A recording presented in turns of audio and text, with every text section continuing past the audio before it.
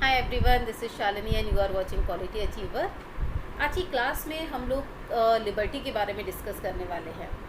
Liberty एक ऐसा topic है जिससे हमेशा से ही क्वेश्चंस पूछे जाते रहे हैं, फिर चाहे वो आईएएस का एग्ज़ाम हो, पीसीएस का एग्ज़ाम हो, कोई भी कॉम्पिटिटिव एग्ज़ाम हो, या फिर कॉलेजेस की बात करें, यूनिवर्सिटी की बात करें, है ना। 11th-12th का जो पॉलिटिकल साइंस है वहाँ पर भी लिबर्टी से रिलेटेड क्वेश्चंस पूछे जाते हैं। तो ये हमेशा से ही एक इम्पॉर्टेंट टॉपिक रहा है। इसको ही आज हम लोग डिस्कस करेंगे और इस वीडियो में क्या क्या चीज़ें हम लोग डिस्कस करने वाले हैं लिबर्टी के बारे में, उनको देख लेते हैं।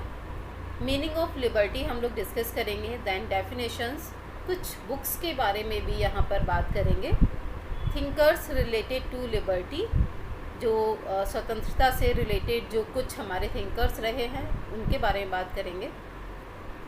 सेफगार्ड्स, क्या सेफगार्ड्स हैं, comparison of negative and positive liberty and different kinds of liberty, ये सारी चीज़ें हम लोग आज की क्लास में डिस्कस करेंगे। So stay with me till last. And अगर आपने मेरे चैनल को सब्सक्राइब नहीं किया है तो अभी सब्सक्राइब कर लीजिए एंड बेल आइकन को प्रेस कर दीजिए, बिकॉज जो भी नए वीडियोस आएंगे उनके नोटिफिकेशंस आपको मिल जाएंगे। प्लस अगर आपने मुझे अदर सोशल मीडिया ऐप्स पर ज्वाइन नहीं किया है, आपने मुझे इंस्टाग्राम, फेसबुक और टेलीग्राम पर ज्वाइन नहीं किया है, आप वहाँ भी मुझे ज्वाइन कर सकते हैं।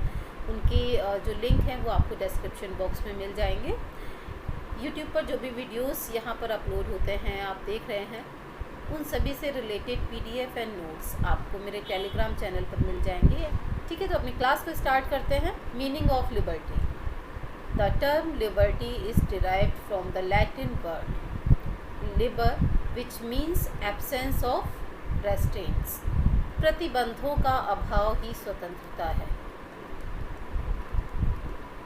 ठीक है, अब आप किसी ऐसी सिचुएशन को इमेजिन करिए जहाँ पर आपके ऊपर बहुत सारे रेस्ट्रिक्शंस लगे हों। तो ऐसी सिचुएशन को इमेजिन करते ही एक फीलिंग ये आती है कि we are not free. In other words अगर हम लोग बात करते हैं, liberty implies freedom to act without being subject to any restriction. Liberty signifies a power of capacity of doing और एन्जॉइंग समथिंग वर्थ डूइंग और enjoying. We all know that कि human जो है वो एक सोशल एनिमल है, यानी कि हम सभी जो हैं वो सोसाइटी में रहते हैं, और जब व्यक्ति सोसाइटी में रहता है तो सोसाइटी के कुछ रूल्स रेगुलेशंस होते हैं, उनको मानना पड़ता है। ठीक है, तो यहाँ पर हमें दो चीज़ें देखने के लिए मिलती हैं, ह्यूमन नेचर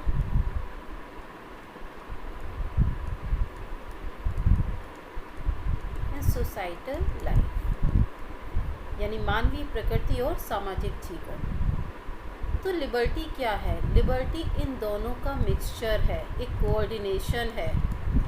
ठीक है, और जब इन दोनों के साथ कोई भी पर्सन, कोई भी व्यक्ति, कोई भी इंसान सोसाइटी में रहता है तो उसी को हम लिबर्टी कहते हैं। बहुत सारे थिंकर्स ने इसके बारे में बात की है कि भाई प्रतिबंधों का अभाव यानी बंधनों का अभाव। तो हम लोग क्या समझते हैं, जनरली जो स्वतंत्रता है, लिबर्टी है, फ्रीडम है, उसका मतलब समझा जाता है कि बंधनों का अभाव। कि जहाँ पर रेस्ट्रिक्शंस ना हो, एब्सेंस ऑफ रेस्ट्रेंट्स, बट ऐसा नहीं होता है। जहाँ बंधनों का अभाव भी हो और एक सामाजिक जीवन भी हो, सोसाइटल लाइफ भी हो, इन दोनों को बैलेंस करके जब इंसान किसी समाज में रहता है तभी वो अपनी लिबर्टी का, अपनी फ्रीडम का अच्छी तरह जो है उपभोग कर पाता है, यूज़ कर पाता है। ठीक है, तो यहाँ लिबर्टी के बारे में हम लोग डिफरेंट एस्पेक्ट से भी बात करेंगे कि क्या है, और जो पॉजिटिव एंड नेगेटिव लिबर्टी है उसको भी हम लोग आगे इसी तरह से डिस्कस करने वाले हैं। कुछ डेफिनेशंस के बारे में बात करते हैं जो लिबर्टी से रिलेटेड है। According to Hobbes, by liberty is understood absence of external impediments which impediments में of take part of man's power to do what he would do. ठीक है, according to Hegel, liberty consists of obedience of law. ठीक है, यानी कि कानूनों को मानना कि लिबर्टी है, स्वतंत्रता है। Rousseau said that liberty consists in the obedience of general will, यानी कि जो लिबर्टी है, स्वतंत्रता है, वो जनरल विल में ही है, सामान्य इच्छा में ही है।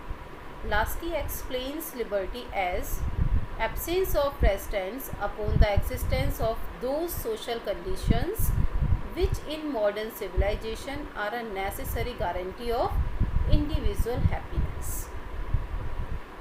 And Seeley said liberty is the opposition of over government, यानी अतिशासन की विरोधी है।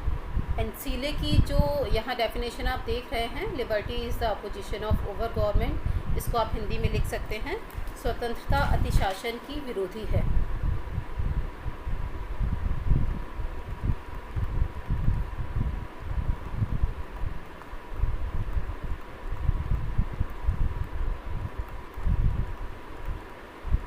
I think all these definitions are sufficient. Next, books on liberty. कुछ बुक्स हैं जो लिबर्टी के ऊपर लिखी गई हैं। डेविड ह्यूम की बुक है डिफेंस ऑफ इंग्लिश रेवोल्यूशन, 1951 में ये बुक लिखी गई थी। बी बोसांकी की बुक है the philosophical theory of the state, 1972 में ये लिखी गई है। मॉन्टेस्क्यू की बुक है स्पिरिट ऑफ लॉज, बहुत ही कॉमन बुक है और बहुत ही इम्पॉर्टेंट बुक है ये। बैन एंड पीटर की बुक है social principles and democratic states. I Berlin 4 essays on liberty, this is also very important. Milton Friedman की बुक है capitalism and freedom. J.S. Mill 3 essays on liberty, 1975। John Stuart Mill on liberty. ये कुछ important books हैं, ठीक है, इनको तो आप कर ही लीजिए learn. Isaiah Berlin 2 concepts of liberty. Alexis de Tocqueville की बुक है democracy in America. And David Kelly, इनकी बुक है liberty and property. So these some books are very important on liberty, so you can note down. Thinkers, अभी कुछ definitions जो हमने की हैं उससे ही आप समझ गए होंगे कुछ थिंकर्स को, तो नाम यहाँ हम देख लेते हैं। पॉजिटिव लिबर्टी के कुछ यहाँ फॉलोअर्स हैं, ठीक है, रूसो हैं, Kant, Hegel, Green, Bosanquet and Laski. So these are in the favour of positive liberty. And negative liberty के जो समर्थक हैं आप देखिए, J.S. Mill, Hobbes, Locke, Tocqueville, Jefferson, Burke, Adam Smith, Thomas Paine, Isaiah Berlin, Friedman, Nozick and Hayek. Different kinds of liberty, यानी कि यहाँ पर स्वतंत्रता के लिबर्टी के कुछ टाइप्स दिए हुए हैं, कितने तरह की स्वतंत्रता हो सकती है। Following are the different kinds of liberty. First is natural liberty. अब नेचुरल लिबर्टी का मतलब आप क्या समझते हैं? जब कोई भी इंसान दुनिया में आता है तो वो अपनी कुछ नेचुरल लिबर्टीज़ के साथ आता है, कुछ प्राकृतिक स्वतंत्रताओं के साथ आता है। राइट टू लाइफ हुआ, मूव टू एनीवेयर, कहीं भी घूम फिर सकता है, कुछ भी खा सकता है, राइट टू स्लीप है, ये सारी चीज़ें, बहुत सारे राइट्स जो अभी हम आर्टिकल 21 में पढ़ते हैं। अगर आप अमेरिका की स्वाधीनता घोषणा की बात करते हैं या फिर फ्रांस में हुए जो फ्रेंच रेवोल्यूशन की बात करते हैं, तो ये दोनों ही जो चीज़ें हैं ये नेचुरल लिबर्टी के बारे में ही बात करती हैं, नेचुरल लिबर्टी पर ही फोकस है कि भाई जो व्यक्ति है उसकी जो नेचुरल राइट्स हैं, जो उसके प्राकृतिक अधिकार हैं, वो उसको दिए जाए। तो अमेरिका का स्वाधीनता घोषणा पत्र और फ्रेंच रेवोल्यूशन दोनों इसी पर बेस्ड है। अब आप देखिए, contractualist have propagated the idea of natural liberty. They are of the opinion that man is free, therefore he should be given absolute freedom. Natural liberty क्या है? ये इसमें ये कुछ नेचुरल राइट्स हैं यहाँ पर, ठीक है, यहाँ पर कुछ नेचुरल राइट्स हैं एंड इट इज़ एब्सोल्यूट, निरपेक्ष है, एब्सोल्यूट है। रूसो भी यहाँ पर कह रहे हैं कि man is born free but everywhere he is in chains, यानी कि जो व्यक्ति है, मनुष्य है, वो स्वतंत्र पैदा तो हुआ लेकिन हर जगह वो चेन्स में बंधा हुआ है, जंजीरों में जकड़ा हुआ है। सेकंड है सिविल और प्राइवेट लिबर्टी, नागरिक और व्यक्तिगत स्वतंत्रता। This liberties which man gets being the member of the society is termed as a civil liberty. अगर कोई भी पर्सन किसी सोसाइटी का मेंबर होता है, किसी समाज का सदस्य होता है, तो इसकी वजह से उसे कुछ यहाँ पर लिबर्टी दी जाती हैं.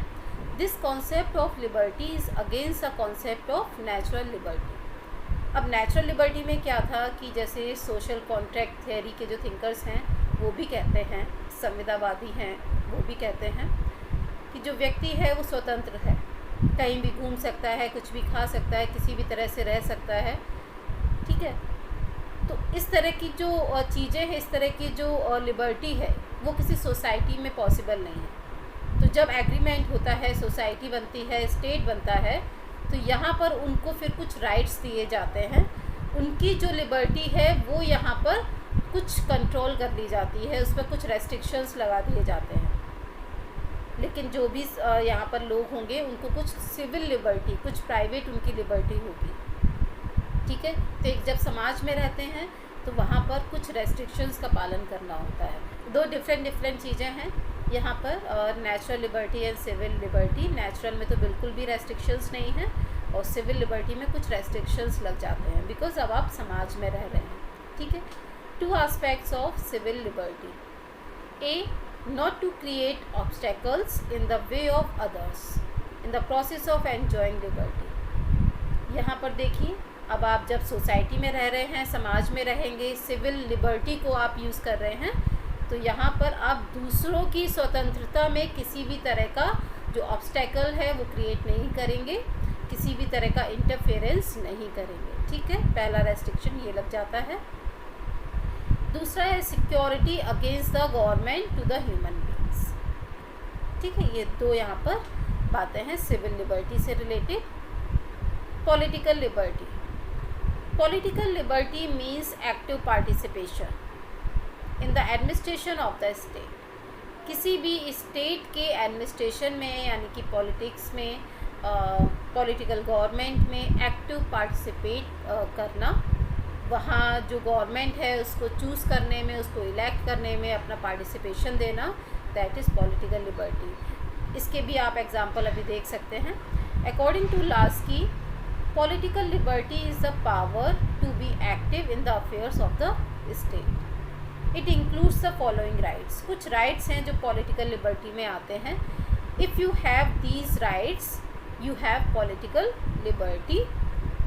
Right to vote, right to be elected, right to hold public office according to the one's qualifications, right to criticize the policies of the government, etc. So these are political rights. Economic liberty, and it is more important. Economic liberty is the base of all other liberties. Because in the absence of this liberty, man cannot enjoy other liberties. अगर आपके पास finance नहीं है, आपके पास पैसा नहीं है, so you cannot enjoy other liberties. You cannot enjoy your political liberty. You cannot enjoy your social liberty. Religious liberty. अगर आप मंदिर जाना चाहते हैं, ठीक है, तो उसके लिए भी आपके पास पैसा होना चाहिए. अदरवाइज़ आप मंदिर के बाहर रहेंगे, आपको डोनेशन देना है, आपको लाइन में लगना है, आपको टिकट खरीदनी है. ठीक है, आपको मंदिर में चढ़ाने के लिए आपको चोला खरीदना है, प्रसाद खरीदना है, आपको पैसा चाहिए. ठीक है, तो भगवान के दर्शन भी महंगे हो गए हैं. पॉलिटिकल लिबर्टी की बात करें, आप वोट डालने जा रहे हैं, आपका बूथ काफ़ी दूर है. ठीक है, आप पैदल नहीं जा सकते हैं. ठीक है, तो आपको ऑटो से, रिक्शा से या जो भी आपका व्हीकल है उससे जाना पड़ेगा. पैसा खर्च होता है. ठीक है, आप इलेक्शन में खड़े होना चाहते हैं, पैसा खर्च होगा, आपको फाइनेंस चाहिए. घूमने जाना चाहते हैं कहीं भी, उसके लिए आपको पैसा चाहिए, आपको इकोनॉमिक लिबर्टी चाहिए. तो economic liberty is the base of all liberties. As Lenin has said, civil liberty is worthless without economic liberty. ठीक है, सिविल लिबर्टी भी कुछ भी नहीं है जब तक इकोनॉमिक लिबर्टी नहीं है. According to the Universal Declaration of Human Rights UDHR 1948, इस पर मेरी एक वीडियो है, ठीक है, कंप्लीट वीडियो है, डिटेल में आप उसको देख सकते हैं। Economic liberty includes the rights given as under. UDHR में भी काफ़ी सारे जो राइट्स हैं, ठीक है, उनको इंक्लूड किया गया है। For example, right to work, right to reasonable wages, यानी कि जो रीजनेबल जो वेजेस हैं, वेतन है, वो आपको मिलना चाहिए। Right to form trade unions, आप ट्रेड यूनियन बनाने का आपको राइट मिलता है। Right to rest and leisure, ठीक है। और भी बहुत सारे यहाँ पर राइट्स हैं, लिबर्टीज़ हैं जो यूडीएचआर में आपको मिलेंगे, आप मेरी वीडियो में जाकर देख सकते हैं। National liberty, national liberty is opposite to colonialism and imperialism. अब कॉलोनियलिज्म की बात करें, जहाँ पर फॉर एग्ज़ाम्पल कि बिफोर इंडिपेंडेंस इंडिया क्या था, एक कॉलोनी ही तो था, ब्रिटिशर्स की कॉलोनी था, जहाँ पर हमारे पास कोई भी नेशनल हमारी लिबर्टी नहीं थी, हमारी कोई राष्ट्रीय स्वतंत्रता नहीं थी, ठीक है।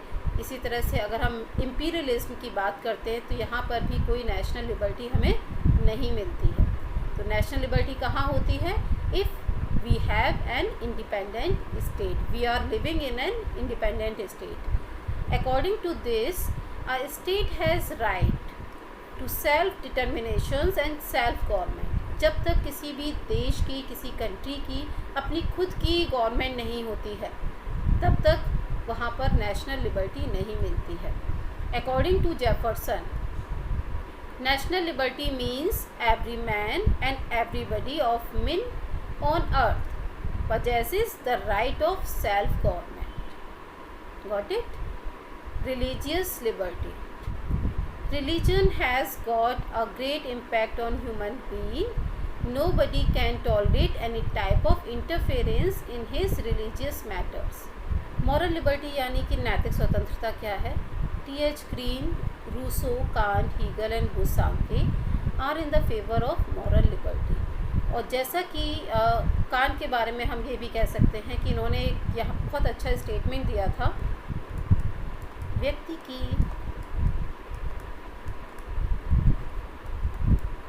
विवेकपूर्ण इच्छा शक्ति ही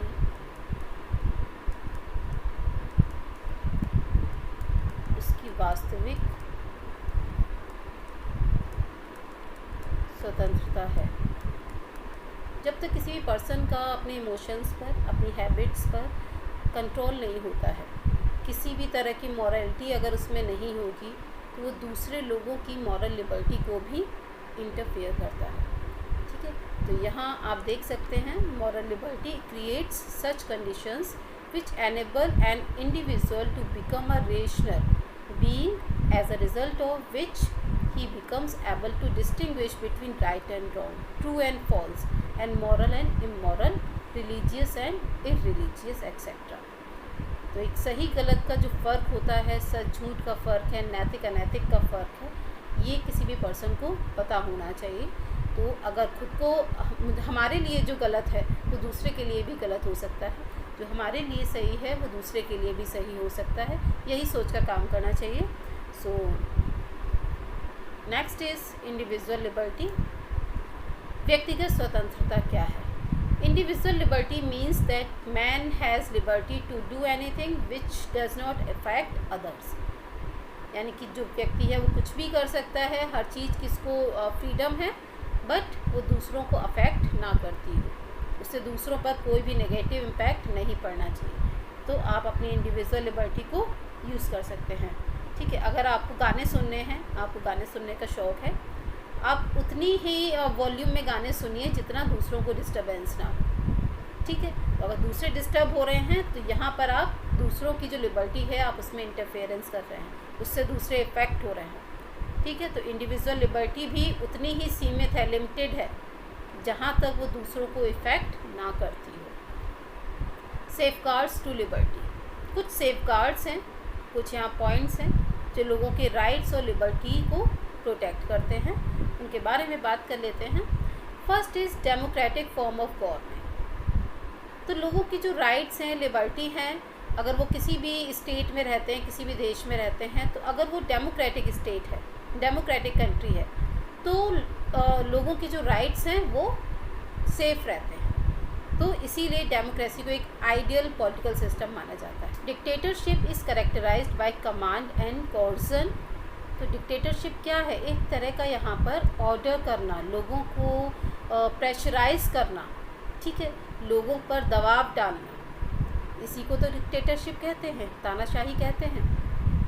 वहाँ पर किसी ऐसी कंट्री में जहाँ पर डिक्टेटरशिप है, वहाँ पर सिर्फ हमें ये दो ही चीज़ें देखने के लिए मिलती हैं, ठीक है। वहाँ पर लोगों के राइट्स जो हैं, लिबर्टी हैं, वो सेफ़ नहीं होते हैं। बट अगर हम डेमोक्रेसी की बात करें, democracy on the other hand bestows upon each citizen the right to participate in decision making process through their elected representatives। तो डेमोक्रेसी में क्या होता है? डेमोक्रेसी में तो हम अपने जो रिप्रेजेंटेटिव्स हैं, जिनको हम इलेक्ट करके भेजते हैं, ठीक है, वो हमारे लिए अच्छा काम करते हैं, हमारी जो लिबर्टी है, हमारे राइट्स हैं, उनको प्रोटेक्ट करने के लिए काम करते हैं। और जिस तरह से जो सिटीजन्स हैं वो डिसीज़न मेकिंग प्रोसेस में पार्टिसिपेट करते हैं, और पॉलिटिकल पार्टिसिपेशन भी हम इसको कह सकते हैं, उससे उनको भी ये फील होता है, उनको ट्रस्ट रहता है गवर्नमेंट में, उनको लगता है कि भाई कि हमारे जो राइट्स हैं उनके लिए हमारे रिप्रेजेंटेटिव्स काम करेंगे, and we are safe in democratic country. Second point क्या हो सकता है? Safeguards afforded by a written constitution. ये भी माना जाता है कि एक रिटन कॉन्स्टिट्यूशन में जहाँ सारी चीज़ें लिखित में हैं, जहाँ पर लोगों के राइट्स को प्रोटेक्ट किया गया है। अब किसी भी देश में अगर कोई भी संविधान है, एक कॉन्स्टिट्यूशनल एक वहाँ पर कॉपी है, एक बुक है जिसमें लोगों के राइट्स के बारे में लिखा गया है, तो ऐसा कुछ होता है तो वहाँ पर लोगों को लगता है कि उनके जो राइट्स हैं वो सेफ हैं, ठीक है। One of the objectives of the constitution is to safeguard the rights of the citizens. Several rights have been guaranteed to citizens by the American and Indian constitutions. तो अगर हम अमेरिकन कॉन्स्टिट्यूशन की बात करें तो अमेरिका का घोषणा पत्र जो है, स्वाधीनता घोषणा पत्र है, काफ़ी फेमस रहा है, तो वो राइट्स के बारे में बात करते हैं। एंड इंडियन कॉन्स्टिट्यूशन के बारे में आप जानते ही हैं कि जितने राइट्स एंड लिबर्टी हमें इंडिया में मिले हुए हैं, इंडियन सिटीजन्स को मिले हुए हैं, आई थिंक वर्ल्ड के किसी भी कंट्री में नहीं मिले हुए हैं। Decentralization of powers. The powers of the government have to be subjected to limitations. One method to preserve the liberty of people is to divide the legislative, executive and judicial powers among separate bodies or organs of the government. This is known as separation of powers. तो यहाँ जब powers को divide कर दिया जाता है, जब executive, legislature and judiciary ये तीनों के कामों में इंटरफेयर नहीं करते हैं, तब भी ये माना जाता है कि हमारे जो राइट्स हैं वो सेफ है।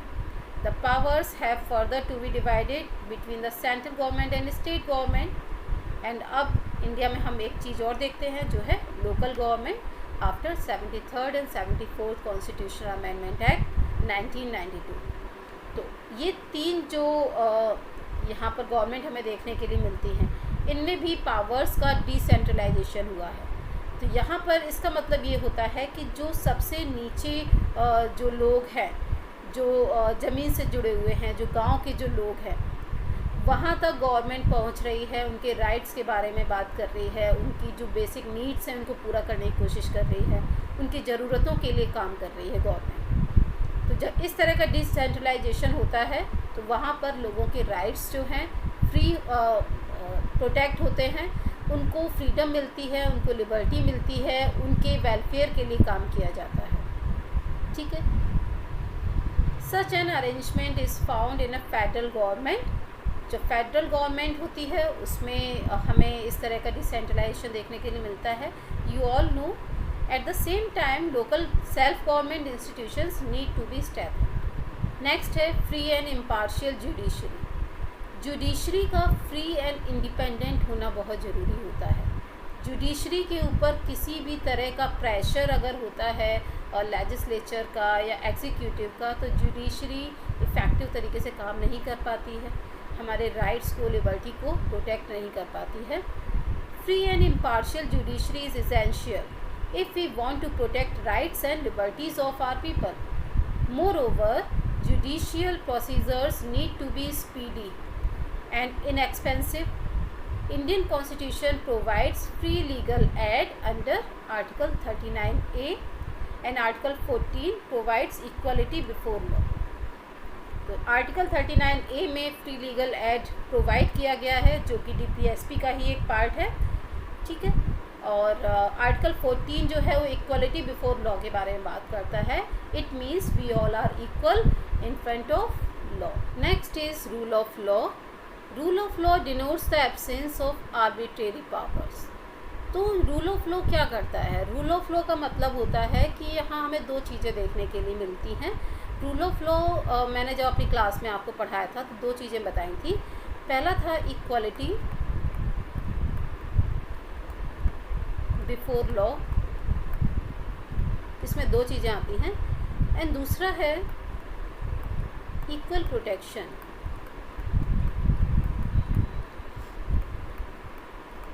बिफोर लॉ, ठीक है। इक्वलिटी बिफोर लॉ हमने ब्रिटेन से लिया है, and equal protection before law ये हमने अमेरिका से लिया है। इंडिया में दोनों ही चीज़ें हमें देखने के लिए मिलती हैं। तो रूल ऑफ लॉ बेसिकली क्या कहता है? ये मनमानी जो शक्तियाँ हैं गवर्नमेंट की, उनको रोकने की कोशिश करता है, उनके ऊपर कंट्रोल है एक तरह का। It means the rule of law and not of men. Law of the land is supreme and nobody is above the law, be it ruler or the subject, both are under the law. Nobody is above the law, कोई भी कानून के ऊपर नहीं है, according to Ivor Jennings. Rule of law आप देख सकते हैं implies a constitutional government as distinct from dictatorship or a police state. Got it? Next, autonomy of groups and associations. Various groups and associations are operating in the fields of education. तो बहुत सारे groups and associations हैं जो बनाए जा रहे हैं education, business, trade, art, religion and science, ठीक है। The associations keep the government in touch with the trend of public opinion so that it may shape its policies accordingly. बहुत सारे जो ग्रुप्स और एसोसिएशंस होते हैं जो education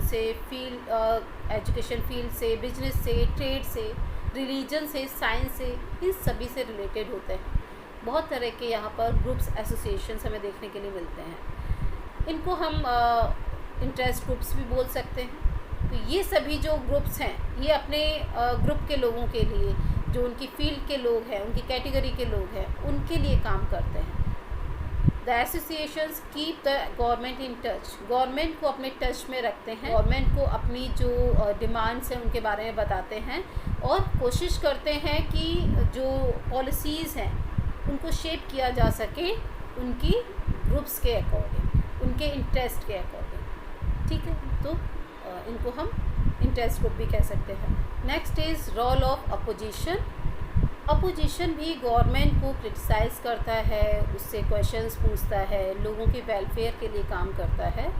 the opposition keeps the government on its toes. It is as much the duty of the opposition to criticise as it is of a government to govern. No government can totally ignore the opposition's viewpoint. The parties provide a link between the people and the government. Independent mass media. तो media को तो हम fourth estate भी कहते हैं, fourth power भी कहते हैं। The government should not have absolute control over the mass media. For example radio, television and the newspapers. इसमें print media and digital media दोनों ही आ जाते हैं। Independence of the mass media strengthens the freedom of the masses, ठीक। तो अगर जहाँ पर जिस कंट्री में अगर मीडिया इंडिपेंडेंट है तो इसे माना जाता है कि यहाँ पर लोग फ्री हैं, लोगों की आवाज़ जो है वो मीडिया उठाती है। इगलिटेरियनिज्म यानी समतावाद। अब ये क्या कहता है? समतावाद नाम से ही आप समझ सकते हैं इगलिटेरियनिज्म।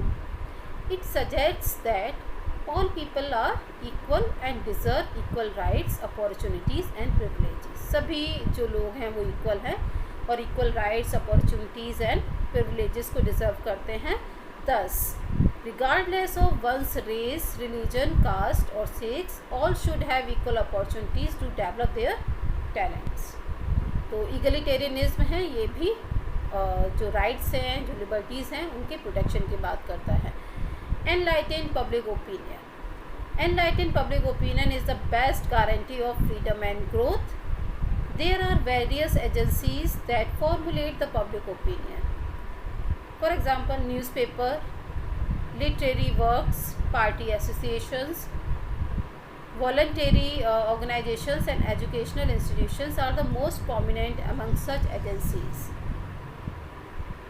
जो बात करते हैं लोगों के राइट्स के बारे में, लोगों की फ्रीडम के बारे में, लोगों के हक के बारे में. Curbs on the freedom of the press.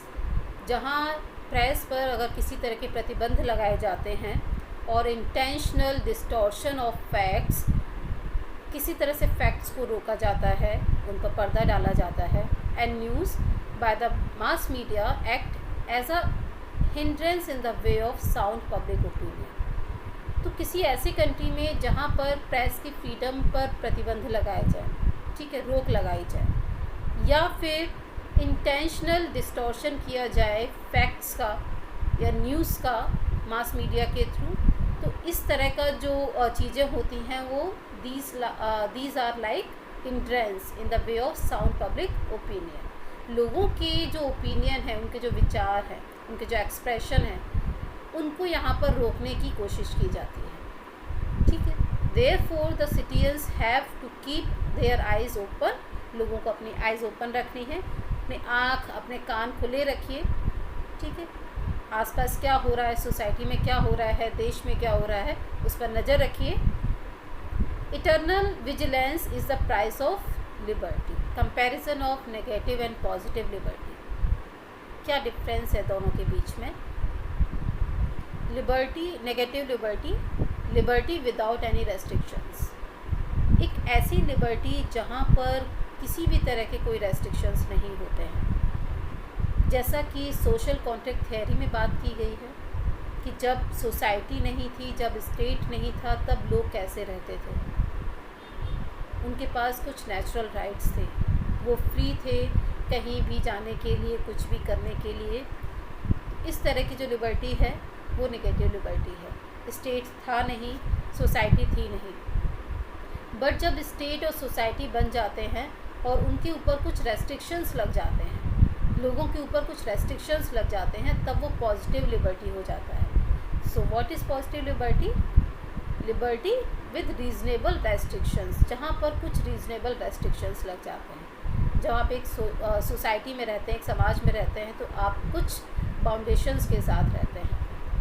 Negative liberty, it gives more weight to the personal aspect and regards liberty as inherent in the personality of an individual.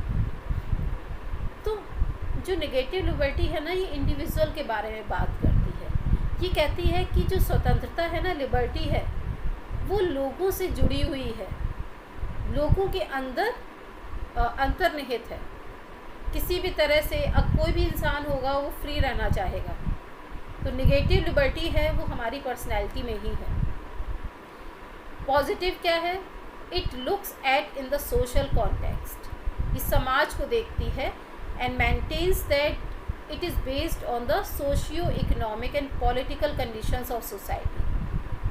Social and economic conditions को यहाँ पर ये देखती है, ठीक है, and political conditions of society.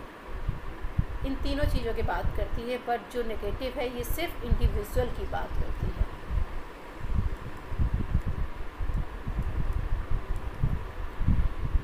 It assumes that the state is an enemy of personal liberty. Negative liberty में ये होता है कि इसमें माना जाता है कि जो स्टेट है ये पर्सनल लिबर्टी का इनेमी है, अगेंस्ट है, ठीक है. क्यों? क्योंकि स्टेट जो है वो हमारी पर्सनल लिबर्टी में इंटरफेयर करता है. स्टेट हमारी इकनॉमी को कंट्रोल करता है, टैक्सेस लगाता है. आप कितना ईयरली कमाते हैं, एनुअल इनकम क्या है आपकी, ठीक है, आप कितना टैक्स देंगे, रिटायरमेंट के बाद आपको कितना पेंशन मिलेगा, ये सारी चीज़ें स्टेट कंट्रोल करता है, ठीक है। फिर चाहे आपकी पर्सनल लाइफ हो, आपकी इकोनॉमिक जो फाइनेंस हो, आपकी सोशल लाइफ हो, हर चीज़ को स्टेट कंट्रोल करता है, ठीक है। दूसरा, तो इसलिए नेगेटिव जो लिबर्टी है इसमें स्टेट को पर्सनल लिबर्टी के अगेंस्ट माना जाता है। बट पॉजिटिव में क्या होता है? पॉजिटिव में ये होता है कि it assigns responsibility of creating the positive conditions for the realisation of liberty to the state. इसमें ये कहते हैं कि स्टेट का इंटरफेरेंस होना ज़रूरी होता है। अगर कुछ रेस्ट्रिक्शंस नहीं लगेंगे लोगों के ऊपर तो सोसाइटी है वो ठीक से काम नहीं करेगी। नेगेटिव लिबर्टी यहाँ क्या कह रहा है? It emphasises the personal and political aspect of liberty, and positive liberty emphasizes the social and economic aspect of liberty. Negative, it does not associate it with rights, equality, morality and justice. ये खुद को relate नहीं करता है, associate नहीं करता है rights, equality, morality and justice के साथ। जबकि पॉजिटिव में हम बात करें, it regards liberty, equality, justice as mutually related, जो सभी एक दूसरे के साथ रिलेटेड होते हैं, ठीक है। It supports the state with the minimum functions. तो नेगेटिव लिबर्टी यहाँ पर स्टेट के इंटरफेरेंस को कम्प्लीटली डिनाई तो नहीं करता है, बट मिनिमाइज ज़रूर कर देता है। कुछ मिनिमम जो फंक्शंस हैं उनमें ही इंटरफेरेंस करने की इजाज़त वो देता है, ठीक है। जैसे कि किसी भी स्टेट की सेफ्टी है, सिटीजन्स की सुरक्षा है, इस तरह की चीज़ें जो है वो स्टेट करेगा, बट लोगों की जो पर्सनल लाइफ है उसमें इंटरफेरेंस नहीं करेगा, ठीक है। Positive, it supports state with welfare functions. Negative, it is based on the market concept of society that is composed of atomized individuals having natural liberty. लोग जैसे चाहे वैसे यहाँ पर जो मार्केट कॉन्सेप्ट है उसको अपना सकते हैं, डिमांड एंड सप्लाई पे काम होगा। It emphasises the social aspect of liberty. So this is the concept of liberty. So I hope so आपको वीडियो पसंद आया होगा। This is the first part of liberty. Second part में हम लोग क्या डिस्कस करेंगे? हम डिस्कस करेंगे relation between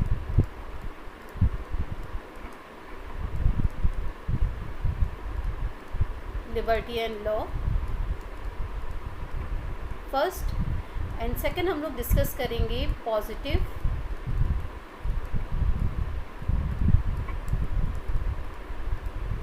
and negative views on liberty. इसमें हम कुछ जो थिंकर्स हैं जो positive liberty and negative liberty से रिलेटेड है उनके व्यूज़ के बारे में हम लोग बात करेंगे। सो इसी तरह से वीडियो देखते रहिएगा और मेरे चैनल को सब्सक्राइब करिए। अगर आप फर्स्ट टाइम मेरी क्लास में आए हैं और चैनल को अभी तक सब्सक्राइब आपने नहीं किया है, अदर सोशल मीडिया ऐप्स पर भी आप जुड़ जाइए। तो मिलते हैं किसी और क्लास में एक नए वीडियो के साथ। Till then, bye bye.